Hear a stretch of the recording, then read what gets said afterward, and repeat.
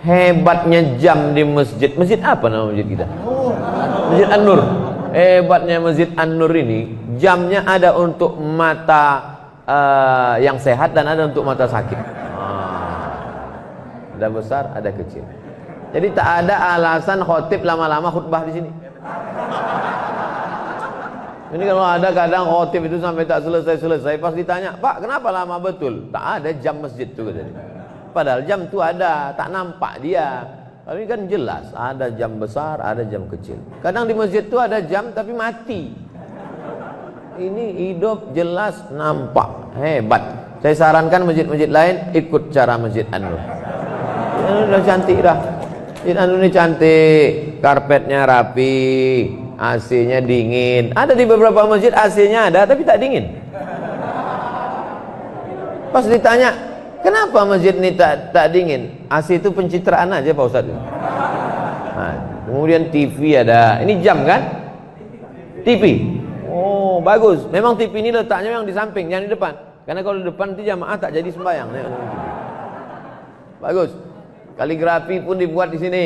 Kaligrafi di atas. Kaligrafi tak dibuat di depan. Karena kalau kaligrafi di depan nanti orang sholat asik nengok kaligrafi.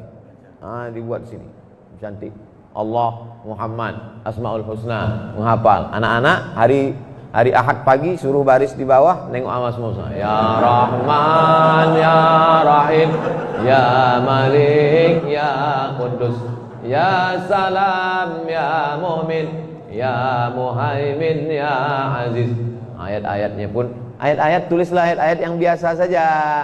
Wa min syarri hasidin idza hasad. Qul a'udzu birabbin nas, malikin nas, ilahin nas, min syarril waswasil khannas. Supaya anak kita sekaligus latihan baca dan latihan kaligrafi. Banyak kadang kaligrafi macam-macam, saking hebatnya pengurus pun tak bisa baca. Maka spirit semangat Ramadan mesti dibawa terus. Tapi dalam Islam orang berpuasa bukan mau kebal. Ada orang berpuasa tak makan tak minum sampai badannya lemas, sampai berkunang-kunang, sampai tak nampak, sampai gelap. Kalau sudah badan lemas, berkunang-kunang, tak nampak, tak gelap, hilang ingatan, masuk jin ke dalam badan. Kalau sudah jin masuk ke dalam badan menjadi kebal, tak mempan pisau, tak mempan macam-macam. Kenapa kalau memang betul orang bisa jin masuk ke dalam badannya tak mempan tembus peluru? Kenapa kita kalah dijajah Belanda? Karena Belanda tuh berkawan sama jin setan. Kenapa tukang-tukang sulap aja yang bisa? Itulah menunjukkan bahwa kekuatan yang hakiki adalah kekuatan dari Allah Subhanahu wa taala. Kita berpuasa bukan karena mau jalan di atas air. Kita berpuasa bukan karena mau memasukkan intan dan emas ke dalam badan supaya kuat dan ganteng. Kita berpuasa bukan supaya bisa tembus peluru, tahan dari bacokan pedang, masuk ilmu santet segala macam. Kita berpuasa supaya mendekatkan, merasakan dekat dengan Allah Subhanahu wa taala. Tapi kalau ada orang hanya puasa yang pentingnya kepada Allah, kepada manusia, puasa juga mendidik kita supaya peduli kepada manusia. Bapak Ibu yang dimuliakan Allah SWT. Tendanya juga bagus, tirai. Tirai itu memang begitu bagusnya. Tirai itu dibuat tinggi ke atas. Ini kadang di sebagian masjid tirai dibuat setiang, macam mau main tenis meja. Itu tinggi ke atas, tertutup, sehingga anak-anak lajang yang di belakang itu tak bisa nengok anak-anak gadis di belakang. Ini kadang batuk-batuk mereka, kata di belakang. Nah, ini bagus, ini cantik udah. Nah, ini perlu di jamaah-jamaah dimanapun berada kalian, kalau pergi datang ke Sumatera Selatan, singgah ke Masjid An-Nur untuk menengok studi banding. Di belakang ada lemari untuk tempat-tempat mukena, untuk telekung, cantik. Ini kadang telekung dipajang. Datang orang sembahyang 5, hilang telekung 3. Tak jelas. Ini kan cantik, bagus. Karpet. Nah, pernah juga saya sholat di masjid, karpetnya bagus. Saking bagusnya pas saya sembahyang hilang jari-jari saya. Masuk ke dalam. Pas selesai sholat, sebelum tausiah, panitia berbisik ke telinga saya, Ustaz, tolong nanti penggalangan dana, karpet masih utang. Nah, di sini tak ada berbisik tadi. Itulah hebatnya. Saya husnuzon berarti udah lunas. Jamaah yang dimuliakan Allah Subhanahu wa taala, masjid yang sudah cantik dan bagus ini jangan disia-siakan, diisi dengan ibadah. 10 hari terakhir Ramadan dilaksanakan i'tikaf, salat berjamaah, buka bersama, bersahur, lalu kemudian sholat subuh, ada pengajian sampai terbit matahari, sholat sunat isyraq. Hanya ada 9 hari lagi. Anggaplah ini Ramadan yang terakhir. Besok 22, 23, 24, 25, 26, 27, 28, 29. Kalau 29 hari puasa tahun ini, cuma 8 hari lagi, seminggu lebih sehari. Kalau 30 hari, masih ada 9 hari. Jangan-jangan tahun depan kita tak ada lagi di bulan Ramadan. Berapa banyak kawan kita, sahabat kita, orang sekampung, kawan satu kelas, sama dengan kita tahun lalu. Tapi hari ini dia sudah tak ada lagi bersama kita. Siapa yang menduga bahwa dia tahun ini tak ada lagi? Begitu juga dengan kita. Tak kita duga bahwa tahun depan pun kita juga tak lagi ada. Jadikan ini Ramadan terakhir. Karena ini Ramadan terakhir maka aku tak tinggal tarawih. Karena ini Ramadan terakhir maka aku tak tinggal khatam Quran. Karena ini Ramadan terakhir maka aku tak ada tinggalkan pengajian. Karena ini Ramadan terakhir, aku ingin betul-betul Ramadan ini berkualitas, menjadikan ibadahku betul-betul membuat aku menjadi orang bertakwa kepada Allah Subhanahu wa taala. Amin ya rabbal alamin. Ustaz Somad itu rajin puasa sunat, Pak Ustaz. Dah, saya tidak rajin puasa sunat. Kenapa Ustaz kurus? Memang kurus saja. Tak ada hubungan sama puasa. Banyak orang husnuzon sama saya, sangkanya saya rajin puasa. Ini saya jelaskan supaya nanti ketika udah habis Ramadan, kalau ngundang saya, siapkan makanan. Ya, nanti panitia, ini makanan Ustaz Somad gimana? Jangan, dia itu rajin puasa. Jangan kita.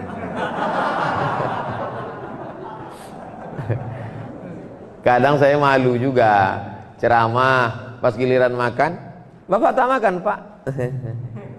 Bapak tak makan Pak. Kenapa Bapak tak makan? Saya puasa Pak Ustaz. Itu kalau udah ada jamaah ngomong gitu, rasa menendang di dalam. Kenapa? Kita yang selama ini ngajak orang puasa, tahu-tahu dia yang puasa, kita tak puasa. Tapi saya ada alasan. Ustaz kenapa tak puasa? Saya musafir. Apa yang dimuliakan Allah Subhanahu wa taala. Jadi masalah puasa ini kadang tak bisa kita tebak, tak bisa kita duga. Saya ketemu tentara rajin puasa, saya jumpa polisi yang tak tinggal puasa, saya jumpa pengusaha yang tak tinggal puasa, bisnismen yang rajin puasa, ibu-ibu yang rajin puasa. Maka ini ibadah-ibadah ini. Ada satu pintu di surga, la yadkhuluhu illa shaimun. Tidak bisa dimasuki oleh orang yang mati jihad fisabilillah, tak bisa dimasuki oleh orang yang haji dan umrah, tak bisa dimasuki oleh orang yang sedekah. Pintu itu bernama Babur Rayyan. Pintu itu dimasuki oleh orang-orang yang berpuasa. Betapa malunya Abdul Somad begitu lewat di pintu itu, kata malaikat, Abdul Somad, kau jangan lewat pintu ini, karena yang lewat pintu ini hanya jamaah yang rajin puasa. Maka nanti saya tengok betul tuh pas mau masuk. Pas saya tengok Babur Rayyan, bukan pintu aku nih, pintu yang lain aja. Tapi ada ibu-ibu, bapak-bapak, bukan ustadz, tidak profesor doktor, bukan habib, bukan ulama, manusia biasa, emak-emak ibu rumah tangga, tapi dia masuk dari pintu Babur Rayyan. Bapak-bapak juga begitu, masuk dari pintu Babur Rayyan. Mudah-mudahan kita ini termasuk orang yang ikhlas melaksanakan puasa ini, insyaallah.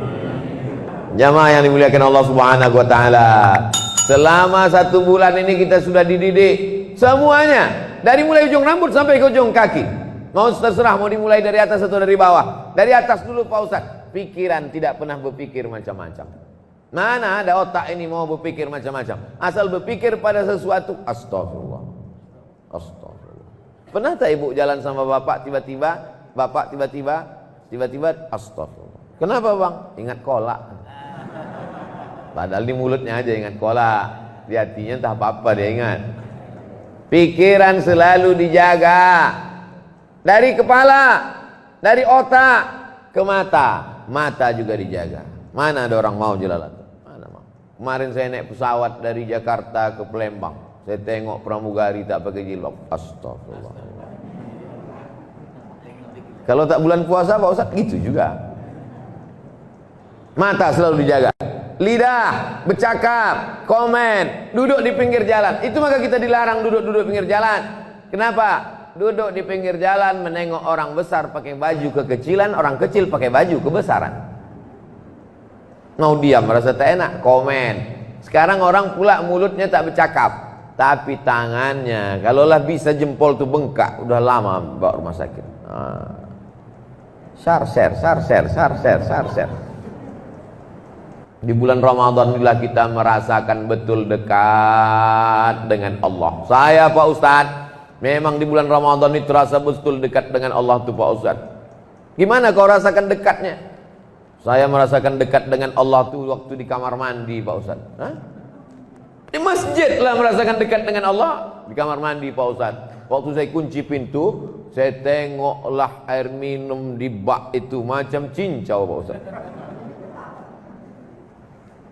Padahal apalah salahnya masukkan agak seteguk, masuk seteguk, masuk 2 teguk, masuk 3 teguk, masuk 3, keluar 2. Bukan ada kawan kita ngitung. Pernah Bapak selama hidup ini menghitung berapa air masuk di mulut kawan, berapa keluar? Tidak. Jadi yang ragu untuk menelan nanti mulailah. Tidak ada orang yang mau menelan. Kenapa? Karena disinilah dia merasakan dekat dengan Allah. Idza sa'alaka ibadi anni, kalau hambaku bertanya kepada engkau tentang aku, fa inni qarib, katakan aku dekat. Kenapa ayat tentang ini dekat dengan ya ayyuhallazina amanu kutiba alaikumusiyam? Coba kita tengok di mana dekatnya ayat ini. Ya ayyuhallazina amanu kutiba alaikumusiyam kama kutiba alal ladzina min qablikum la'allakum tattaqun ayyaman ma'dudat faman kana minkum maridan aw ala safarin fa iddatun min ayyamin ukhar wa 'alal ladzina yutiqunahu fidyatun ta'amu miskin faman tatawwa khairan fa huwa khairul lah wa an tasumu khairul lakum in kuntum ta'lamun syahrul ramadan alladzi unzila fihi al-Qur'an hudan lin-nasi wa bayyinatin minal huda wal furqan faman shahida minkum ash-shahra falyasum yuridullahu bikumul yusra wa la yuridu bikumul usra wa litukmilul iddata wa litukabbirullaha ala ma hadakum wa la'allakum tashkurun wa idza sa'alaka ibadi anni fa inni qarib. Ayat tentang Allah dekat didekatkan dengan puasa. Apa hubungannya? Karena dengan berpuasa orang merasakan dekat dengan Allah. Makanya ada orang yang puasanya tak berhenti-berhenti. Nah, bagaimana dengan puasa kita ini? Apakah puasa ini kalau kita tidak tahu akhir tujuannya, bagaimana ibadah puasa kita ini? Akhirnya nanti banyak orang salah jawab. Bagaimana puasanya Bu? Alhamdulillah berat berkurang 2 kilo. Macam mana puasanya Pak? Alhamdulillah badan terasa lebih sehat. Sehat, berat badan berkurang atau bertambah, itu semua adalah bonus. Inti daripada puasa itu adalah sebagaimana yang disebutkan Allah dalam Al-Quran, ya ayyuhalladzina amanu, orang-orang yang percaya saja, yang tak percaya tak usah.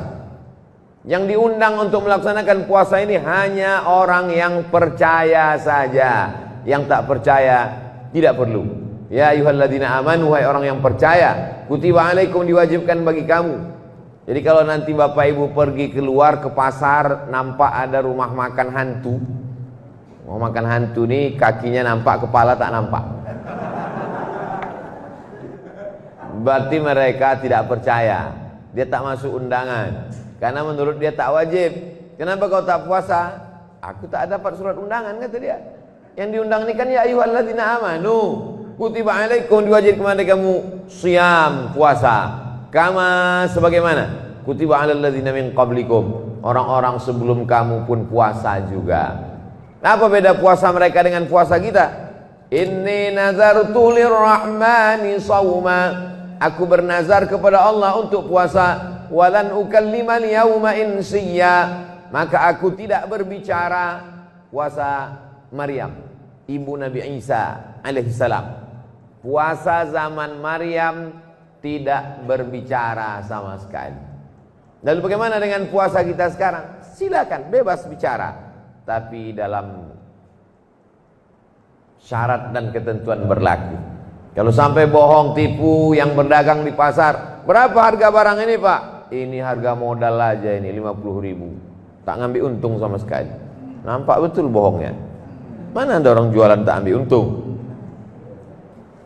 Man lam ya'da qaulaz zur, siapa yang tidak meninggalkan dusta, bohong, tipu-tipu, wal amala bihi, tidak meninggalkan perbuatan tipu bohong, falaisa lillahi hajatun fi ayyada'a ta'amahu wa syarabahu, maka perbuatan dia tak makan tak minum itu tak ada gunanya. Maka dalam Islam silakan bicara, tapi bicara yang baik-baik saja. Kabarnya si Anu itu anaknya sudah hamil 3 bulan belum. Tak boleh kita bicara yang tak baik. Sedang puasa kita ini, jangan. Kalau mau nanti malam habis tarawih kita lanjutkan. Lalu bagaimana dengan puasa orang zaman dulu? Uhilla lakum lailatas shiyamir rafasu ila nisaikum. Kamu boleh berhubungan di waktu malam. Sedangkan mereka dulu puasanya dari mulai siang sampai malam. Sedangkan dalam agama Islam maka dianjurkan menyegerakan berbuka puasa. Menyegerakan itu bahasa Arabnya ta'jil. Ajjala yu'ajjilu ta'jil. Ta'jil artinya menyegerakan berbuka puasa. Sekarang orang terbalik pula. Ta'jil itu buka puasa. Alhamdulillah masjid kita sudah menyiapkan 100 takjil. Takjil itu bukan buka puasa. Takjil itu menyegerakan berbuka puasa. Maksud menyegerakan itu apa? Karena zaman dulu bagi mereka makin lama berbuka makin banyak pahalanya. Makin lama ditahan makin banyak pahalanya. Dalam Islam makin lama kau tahan makin menderita. Pokoknya selusa azan maghrib bukalah. Itu makna menyegerakan berpuasa. Banyak juga anak muda salah paham. Jam 5 minum teh es dia. Kenapa kau minum? Sunnah menyegerakan berbuka puasa. Maksud menyegerakan berbuka puasa itu melawan tradisi orang dulu, puasanya nyambung. Dalam Islam puasa wisol dilarang. Wisol tak boleh. Dalam Islam asal sudah azan maghrib, Allahu Akbar, Allahu Akbar. Tanya dulu, azan apa ini? Soalnya bulan puasa ini semua azan ini macam maghrib. Yakinkan betul nih maghrib. Dan maghribnya pun maghrib masjid dekat rumah kita. Jangan azan stasiun TV Jakarta dipakai untuk Sumatera Selatan. Yakin betul sudah, maka silakanlah menyegerakan berbuka. Jadi tujuan daripada puasa, kama kutiba 'alal ladzina min qablikum, orang-orang sebelum kamu juga berpuasa, la'allakum, mudah-mudahan begitu bukan berarti tak pasti. Mudah-mudahan menurut Allah, bukan mudah-mudahan menurut kita. Jadi Ustaz Somad nanti datang ke masjid kita, mudah-mudahan, entah iya entah tidak. Mudah-mudahan menurut Allah pasti tattaqun, kamu takut kepada Allah.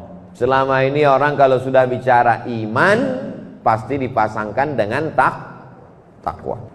Itu Pak Ustaz, kawan saya itu puasa sunatnya rajin, tapi pemarah, emosional, temperamen, pengamuk. Gimana tuh Pak Ustaz? Gara-gara dia puasa itulah marahnya jadi turun begitu. Kalau boleh dia tak puasa, mungkin lebih dahsyat daripada itu lagi. Cara Allah Subhanahu wa taala. Kita makan buah. Beli ke pasar buah, cantik buah bukan main.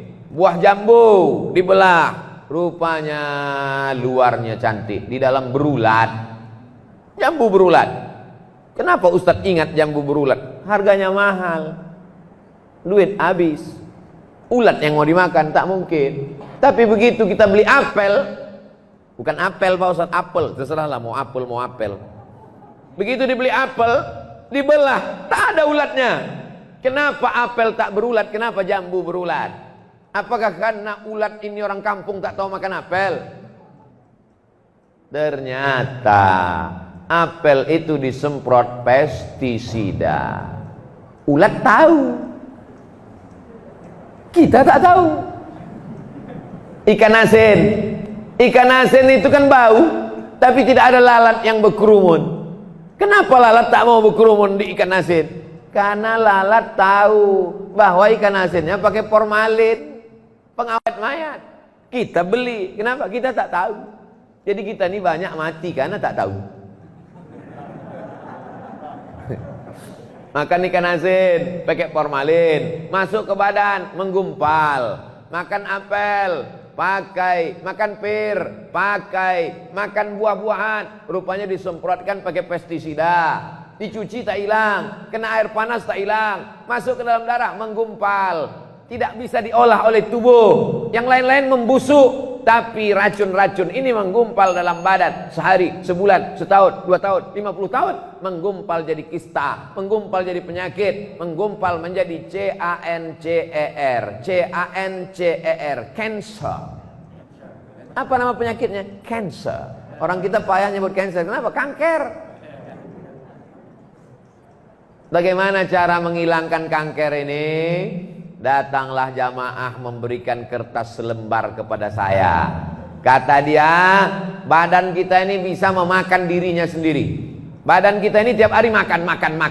Badan kita ini di dalam, dia makan. Darah ini makan, daging ini makan. Maka kalau dia tidak dikasih makan, dia memakan dirinya sendiri. Maka orang barat punya terapi namanya fasting terapi. Fasting, tak makan supaya badan bisa memakan dirinya sendiri. Kata fasting terapi ini, jangan kasih badan makan sebulan 8 hari, maka badanmu akan sehat, karena badanmu akan memakan racun-racun yang ada di dalam badanmu sendiri. Dimakannya racun-racun, kelebihan-kelebihan macam-macam yang ada dalam badan, dimakannya sendiri. Yang punya teori orang barat, yang dia larang hanya makan berat saja, makan ringan boleh. Dia tak tahu tentang puasa. Yang berat dan yang ringan, makan angin pun tak boleh. Begitulah Allah Ta'ala. Begitu saya baca bahwa fasting 8 hari bisa menyelamatkan badan, subhanallah, masya Allah, tabarakallah. 8 hari kata dia, pas macam 8 hari yang diajarkan Nabi. Senin, Kamis, Senin, Kamis, Senin, Kamis, Senin, Kamis. Mahasiswa-mahasiswi, pelajar sekolah pesantren, bagus Senin, Kamis. Belanja tak berkurang, bisa simpan uang jajan untuk paket nonton Abdul Somad official. Jamaah yang dimuliakan Allah Subhanahu wa taala.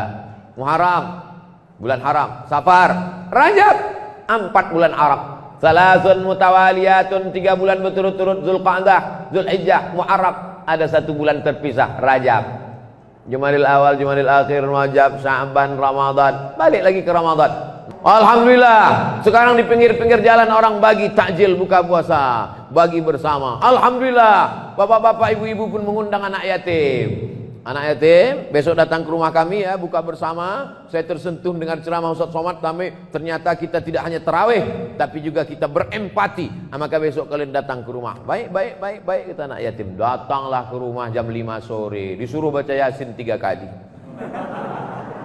Fasubhanalladzi biyadihi malakutu kulli syai'in wa ilaihi turja'un. Sadaqal, 2 kali lagi. Kata anak yatim, kok tahu gini tak datang aku tadi. Sadaqallahul azim. Silakan teruskan tahtim tahlilnya. Tahlilnya berapa Pak? 300. Afdhalu zikri fa'lam annahu la ilaha illallah, la ilaha illallah. Sudah jam 6:01, terdengarlah azan. Allahu akbar, Allahu akbar. Wala datang makanan.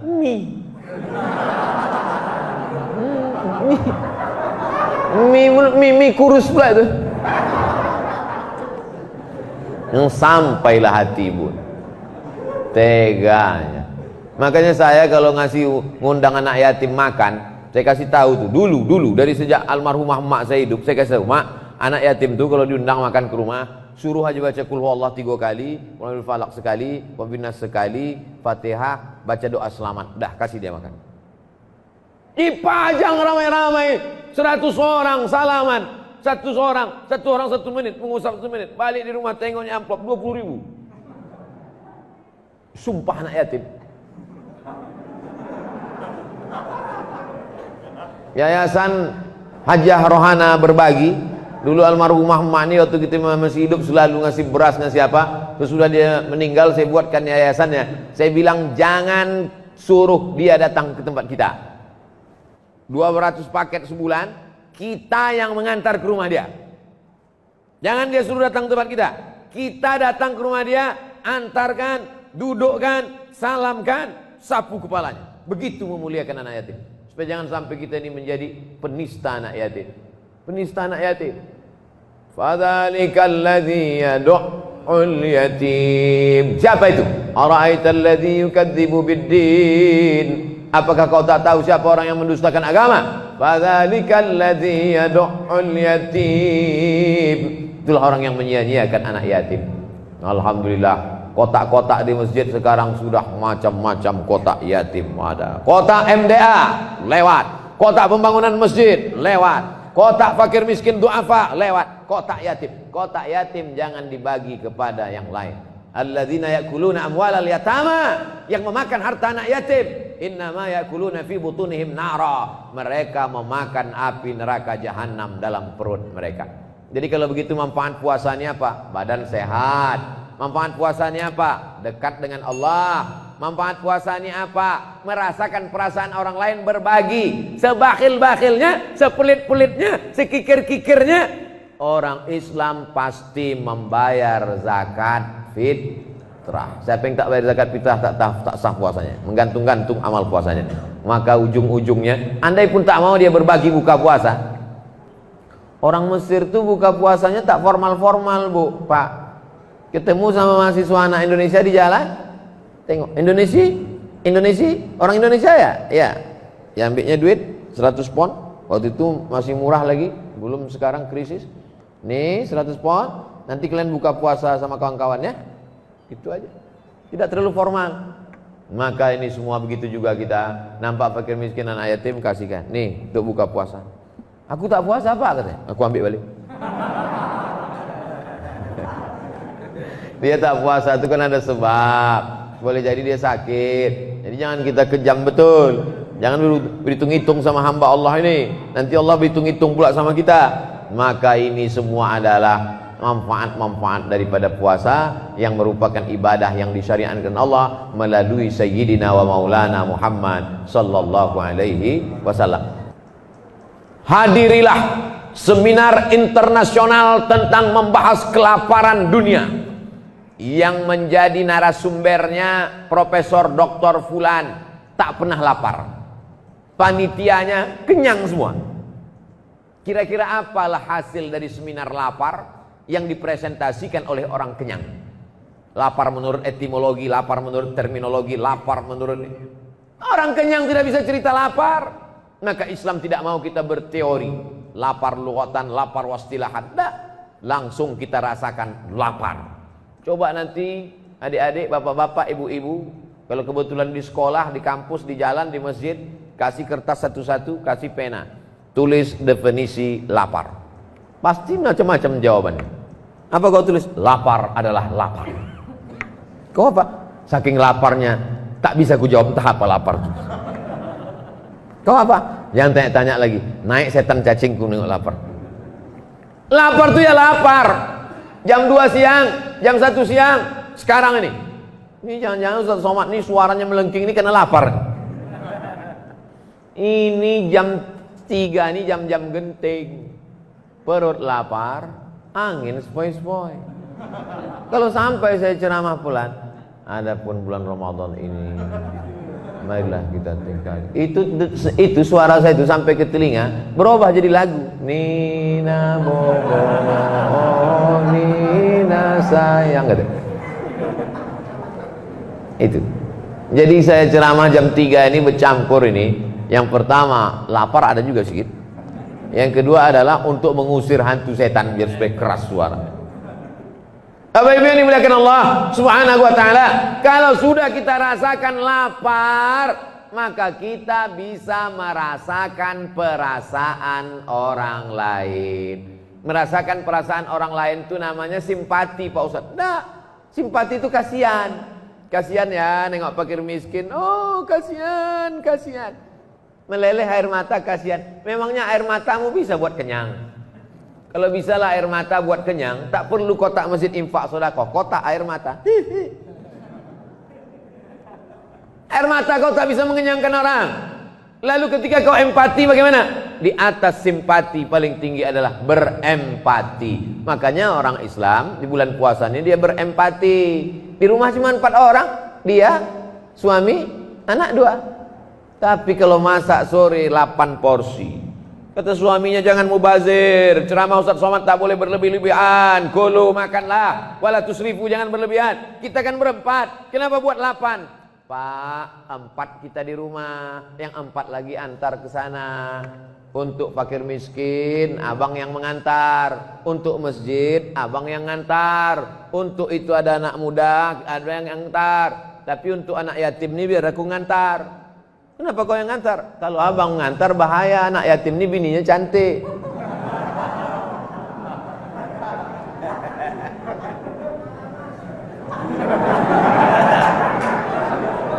Maka orang kalau sudah sampai pada tingkat merasakan perasaan orang lain, pasti keluar bukaan puasa.